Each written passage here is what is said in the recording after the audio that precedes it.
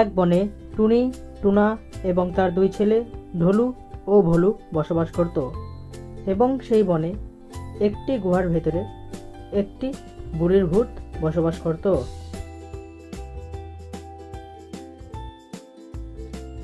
একদিন সকালে টুনা খাবার আনার জন্য বনে যায়,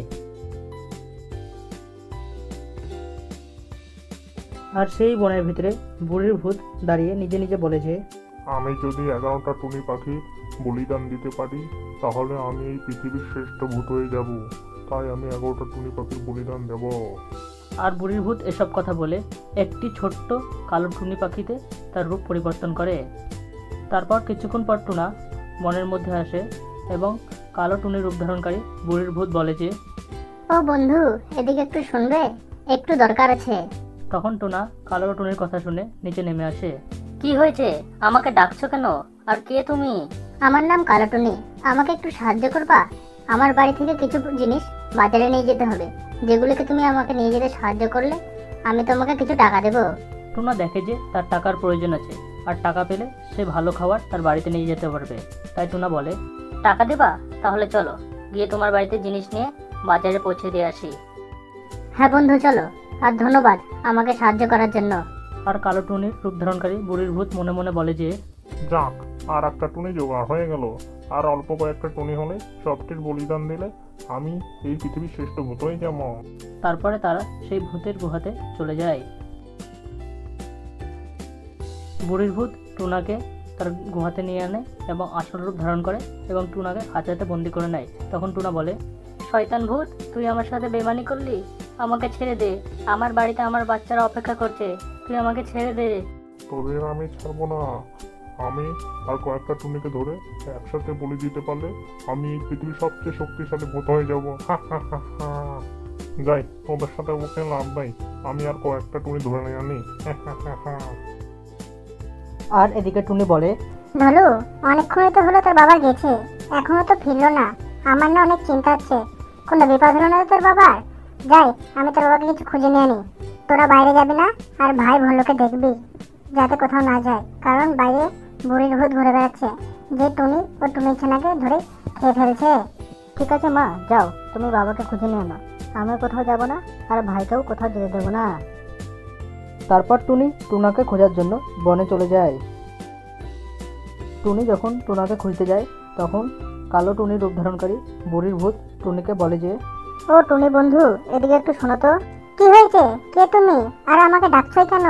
আমার নাম কালো টুনি, তুমি আমাকে একটু সাহায্য করবা? আমার বাড়ি থেকে কিছু জিনিস বাজারে নিয়ে যেতে হবে, যেগুলিকে নিয়ে গেলে আমি তোমাকে টাকা দেবো। আমাকে ক্ষমা করবে কালো টুনি বন্ধু, আমি আমার দুই ছেলেকে বাড়িতে রেখে এসে আমার টুনাকে খুঁজতে এসেছি, তাই আমাকে যেতে হবে। এই বলে টুনি টুনাকে খুঁজতে চলে যায়।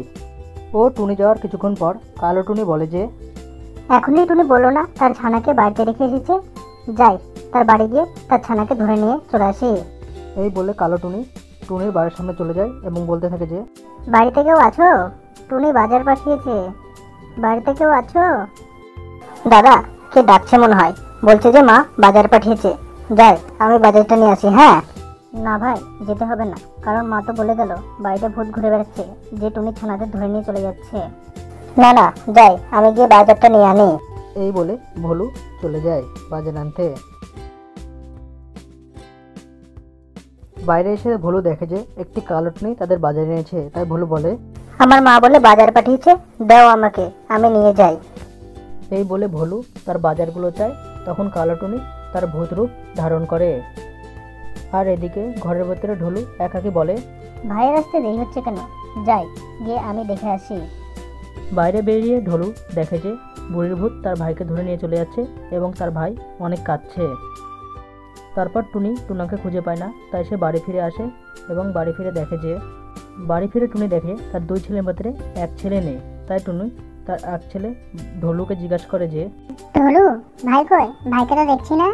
টুনির কথা শুনে ভোলু বসে পড়ে এবং কাঁদতে থাকে। তখন টুনি তাকে জিজ্ঞাসা করে যে, কি হলো বাবা ঢোলু, কাঁদছো কেন? আর ভাই কই? তখন ভোলু কাঁদতে কাঁদতে বলে যে, একটা বুড়ির ভূত ভাইকে ধরে নিয়ে চলে গেল। আমি কতবার ভাইকে বারণ করলাম বাড়ি যাস না, কিন্তু আমার কথা কোনো মতে ছিল না। হায় ভগবান, এদিকে তোমার বাবাকেও খুঁজে পাচ্ছি না, আর এদিকে তোমার ভাইকেও ধরে নিয়ে চলে গেল। এবার কি হবে? তার থেকে ভালো আমি যাই, তান্ত্রিক মশাইয়ের কাছে যাই, গিয়ে যদি কোনো উপায় পাওয়া যায়। এই বলে টুনি তান্ত্রিকের বাড়িতে চলে যায়। তান্ত্রিকের বাড়িতে এসে টুনি কাঁদতে কাঁদতে বলে যে, তান্ত্রিক মশাই, আমাকে সাহায্য করুন, আমি অনেক বিপদে পড়েছি তান্ত্রিক মশাই। কি হয়েছে টুনি, কাঁদছো কেন?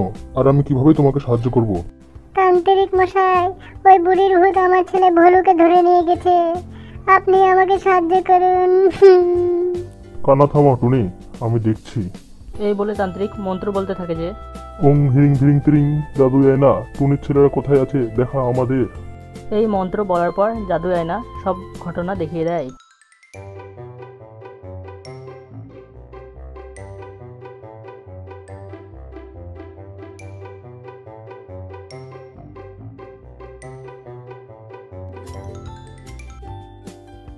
সবটা দেখার পর টুনি বলে যে, তান্ত্রিক মশাই, এই ভূতটা তো আমার টুনাকে এবং আমার ছেলেকে ধরে রেখে দিয়েছে, আপনি বাঁচান আমার ছেলে ও টুনাকে। হ্যাঁ, আমি এখানে বসে বসে মন্ত্র পড়ব এবং ভূতকেও মেরে দেবো এবং সব খাঁচাগুলোকে মন্ত্র দিয়ে নষ্ট করে দেবো। এই কথাগুলি বলার পর তান্ত্রিক মশাই দাঁড়িয়ে মন্ত্র পড়তে শুরু করে। হং ব্রিং ত্রিং হাং বুং চাং ত্রিং তাং, যা এই আলো সব খাঁচাগুলোকে নষ্ট করে দেয় আর ওই ভূতকে যা মেরে দেয়। এইভাবে কিছুক্ষণ মন্ত্র পড়ার পর তান্ত্রিকের হাত থেকে একটি আলোর চক্র বেরিয়ে আসে, যা উড়তে উড়তে চলে যায় সেই ভূতের গুহার দিকে। গুহার ভেতরে এসে আলোটা ভূতকে মেরে ফেলে এবং খাঁচাগুলোকে নষ্ট করে দেয়। তারপর খাঁচাগুলো নষ্ট হয়ে গেলে সব পাখি এক এক করে গুহা থেকে বেরিয়ে আসে এবং সবাই নিজে নিজে তার বাড়ি চলে যায়।